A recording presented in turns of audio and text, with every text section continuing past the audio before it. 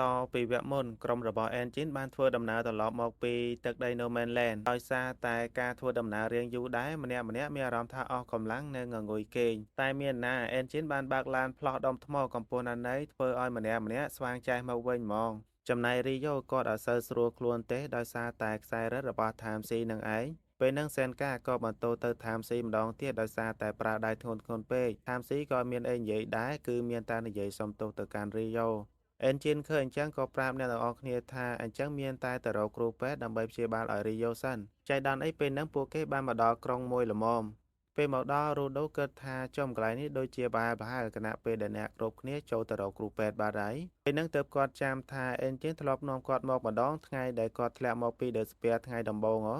នៅខាងក្នុងផងដែរក៏មានអ្នករបួសម្នាក់មកព្យាបាលរបួសហើយគាត់ក៏កាន់តែឈឺក្បាលឡើងដោយសារតែអ្នកគ្រូពេទ្យចាស់ហ្នឹងមាត់លឺមាត់ខ្លាំងពេកអ្នកគ្រូពេទ្យរបស់យើងនឹងមានឈ្មោះថាអាលីឈ្មោះប្រុសទៀតហើយគណៈពេលនឹងផងដែរអកឺនិងប្អូនស្រីរបស់គាត់ក៏បានមកដល់ដែលអ្នកទាំងពីរត្រូវជាចៅរបស់ពេទ្យចាស់នឹងឯងគ្រាន់តែមកដល់ភ្លាមយាយនិងចៅនឹងក៏បានឆ្លូគ្នាដោយសារតែរបស់ញ៉ាំដោយសារតែពួកគេមាត់លឺពេកធ្វើឲ្យអ្នកគ្រប់គ្នានឹងចង់ឈឺក្បាលហើយលើកលែងតែចៅស្រីរបស់គាត់អត់សូវចេះនិយាយច្រើនទេព្រោះថាគាត់នឹងតែងតែអៀនអីចឹងណាចំណែករូដូវិញអត់សូវបានខ្វល់អីទេព្រោះថារវល់កាយញាត់ចំណែកសែនកាវិញដឹងតែធុញហ្មងមើលតែមុខទៅក៏ដឹងហើយអកឺបានសុំគ្រប់គ្នាជិះឡានត្រឡប់ទៅវិញជាមួយដែរតែប្អូនស្រីរបស់គាត់ប្រាប់ថាកុំរំខានពួកគេអីព្រោះថាយើងមានម៉ូតូហើយកន្លែងហ្នឹងខ្ញុំភ្លេចឈ្មោះប្អូនស្រីរបស់អកឺបាត់ហើយអត់ដឹងថាឈ្មោះអីទេអកឺបានសួរទៅអ្នកទាំងអស់គ្នាថានៅទឹកដី No Man Land ហ្នឹងមានរឿងអីកើតឡើងខ្លះតែ Engine ប្រាប់ថារឿងរ៉ាវវាវែងឆ្ងាយណាស់ចាំមើល report ទៅហើយពួកគេក៏បានបែកគ្នាត្រឹមហ្នឹងតែមុននឹងបែកគ្នាហ្នឹងអកឺផ្ដាំថាបន្តិចទៀតហ្នឹងមានព្យុះមកហើយឲ្យអ្នកទាំងអស់គ្នាកុំភ្លេចរកកន្លែងជ្រកផងខណៈគ្រប់គ្នាធ្វើដំណើរទៅ AQ វិញក៏បានជ្រកភ្លៀងនៅតាមផ្លូវតែភ្លៀងរបស់គេនឹងមិនមែនទឹកភ្លៀងអីធម្មតាទេគឺភ្លៀងសម្រាមតែម្ដងដែលសម្រាមទាំងអស់ហ្នឹងគឺបានទម្លាក់មកពី The Sphere នឹងឯងហើយនេះក៏ជាលើកទី1ដែលរូដូបានឃើញភ្លៀងសម្រាមផងដែរថែមស៊ីនិយាយថាប្រជាជនគឺកាន់តែស្អប់និងកាន់តែប្រឆាំងអ្នកដែលនៅ The Sphere នឹងមែនទែនប៉ុន្តែយ៉ាងណាពួកគេក៏អត់អាចធ្វើការដែរដោយសារតែការធ្វើដំណើរទៅព្រំដែននឹងតែងតែត្រូវបាត់បង់ជីវិតរីយ៉ូសួរថាអញ្ចឹងរូដូត្រូវឆ្លងកាត់ព្រំដែននឹងយ៉ាងម៉េចទៅរូដូក៏ថាគាត់ក៏អត់ដឹងដែរតែគាត់ដូចជាបានឃើញអ្វីមួយយ៉ាងខណៈពេលរូដូកំពុងតែនិយាយរឿងដែលកំពុងតែអត់សូវច្បាស់លាស់ផងក៏ត្រូវបានរំខានដោយទូរស័ព្ទរបស់ Engine ចៃសេមីទេមកប្រាប់ថាឲ្យក្រុមរបស់ Engine វាងទៅផ្លូវខាងក្រោយដោយសារតែនៅខាងមុខមានមនុស្សមួយចំនួនមកវាយប្រហារបេះរបស់ពួកគេ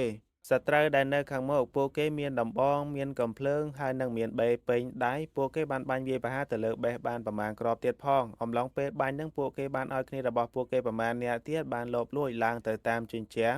ហើយក៏បានស្រ័យប្រកាសប្រាប់ទៅចែសេមីថាឲ្យបកគោរូដូចេញមកបើមិនអញ្ចឹងទេពួកគេនឹងបាញ់ថែមធ្វើឲ្យកន្លែងហ្នឹងខ្ទេចខ្ទីតែម្ដង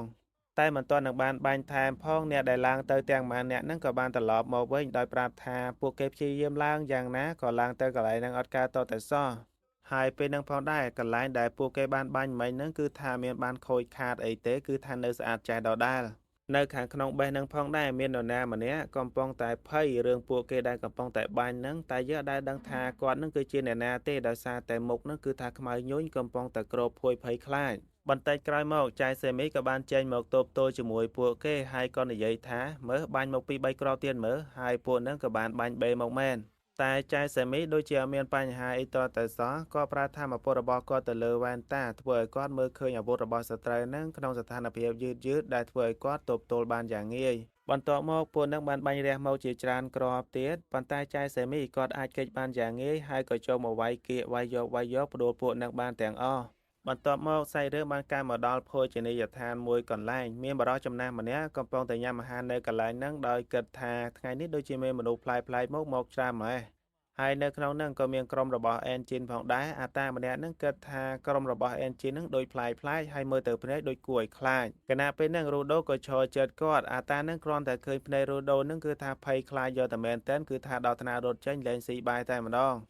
គណៈពេលអ្នកគ្រប់គ្នាកំពុងតែញ៉ាំអាហារយ៉ាងឈ្ងុយឆ្ងាញ់រូដូក៏រៀងភ័យស្លន់ស្លោម្នាក់ឯងហើយក៏និយាយថាអត់ទៅបេះទេអីដោយសារតែមានសត្រូវមកវាយលោកហេតុអីក៏ពួកយើងអត់ទៅជួយតែអេជៀនប្រាប់ថាមកពីទឹកដី No Man Land វិញហត់ចង់ងាប់ទៅជួយអីទៀតត្រូវតែសម្រាកនិងស៊ីឲ្យឆ្ងាញ់សិន រីយ៉ូវិញក៏ប្រាប់ថាពួកយើងបន្ទាប់ពីធ្វើការងារអីមួយហើយឬក៏បំពេញបេសកកម្មអីមួយរួចពួកគេតែងតែមកញ៉ាំអាហារឲ្យបានច្រើនឲ្យបានឈ្ងុយឆ្ងាញ់ម្ដងចំណែកសែនការវិញអត់ខ្វល់ទេអាប៉ែហ្នឹងធម្មតាអត់សូវចូលចិត្តមាត់ច្រើនអីទេគឺថាសង្ងំស៊ីហើយពេលហ្នឹងគ្រីសដែលនៅតក្បែរហ្នឹងក៏ប្រាប់ថាមិនបាច់ខ្វល់ទេបេះរបស់យើងជាធម្មតាតែងតែមានសត្រូវចូលវាយប្រហារចឹងឯងប៉ុន្តែអត់បញ្ហាទេព្រោះថាចាយសេមីអាចទប់ទល់បានទាំងអស់ដល់ពេលអញ្ចឹងអេនជីនក៏ប្រាប់ហ្មងទៅថាចាយសេមីឃើញអញ្ចឹងមិនមែនធម្មតាណាវាយខ្លាំងណាហើយវ៉ាន់តារបស់គាត់ហ្នឹងគឺថាអាចទប់ទល់សត្រូវបានយ៉ាងងាយគាត់អត់មានជំនាញខាងវាយសត្វព្រៃបិសាចសម្រាមអីទេប៉ុន្តែសម្រាប់មនុស្សដូចគ្នាគឺថាស៊ីផុយយកហ្មងរូដូបន្ទាប់ពីដឹងរឿងរ៉ាវអស់ហើយមានណាក៏រៀបចំញ៉ាំអាហារនឹងគេដែរទៅប៉ុន្តែមិនទាន់នឹងបានញ៉ាំផងក៏មានមនុស្សមួយក្រុមមកទៀតអត់មានណាឆ្ងាយទេគឺគ្នារបស់ពួកគេនឹងឯងរូដូគ្រាន់តែឃើញក្មេងម្នាក់ដែលមុំក្បាលដោះជាប់នឹងក៏បានទាញអាហាររបស់គាត់ទៅព្រោះថាខ្លាចអាកូននឹងមិនដើមអាហាររបស់គាត់ទៀតមានក្មេងស្រីម្នាក់ដែលស្លៀកពាក់ឈុតខៃជូនឹងបានមកនិយាយចិត្តស្និទ្ធនិងនិយាយលេងជាមួយរូដូហើយក៏និយាយថាពួកយើងបែកគ្នាមួយរយៈតែគួរឲ្យសោកស្ដាយណាស់ព្រោះថារូដូអត់បានចងចាំគាត់ទេធ្វើឲ្យកូននឹងហួសចិត្តយកហ្មងព្រោះថាពួកគេធ្លាប់ជួបគ្នាថ្ងៃដែលរូដូមកដំបូងបន្ទាប់មកប្រូម្នាក់ដែលជា leader ក្រុមក្មេងៗបានណែនាំពួកគេឲ្យរូដូបានស្គាល់ក្មេងស្រីមានឈ្មោះថា Gita Happy Fantasia ចំណែកក្មេងប្រុសពួកគេធ្លាប់ជួបគ្នាម្ដងហើយឈ្មោះថា Santa ចំណែក leader វិញខ្ញុំអត់ស្គាល់ឈ្មោះទេដោយសារតែកន្លែងហ្នឹងអត់មាននិយាយឈ្មោះគាត់ផងបន្ទាប់មកក្មេងៗចេញទៅក្រៅចំណែកមនុស្សធំនិយាយសាច់ការវិញម្ដងអេនជីននិយាយថាមានសត្រូវរបស់ពួកយើងមួយចំនួនដូចជាដឹងព័ត៌មានរបស់រូដូតាមជួនប្លែកមកម្នាក់នៅក្នុងបារមួយកន្លែងគាត់គិតថាពួកនឹងដូចជាចង់ដឹងពីចំណុចខ្សោយនៃបេះរបស់ពួកយើងហើយពួកគេក៏សង្ស័យថាប្រហែលជាស្នាដៃរបស់ក្រុម The Raider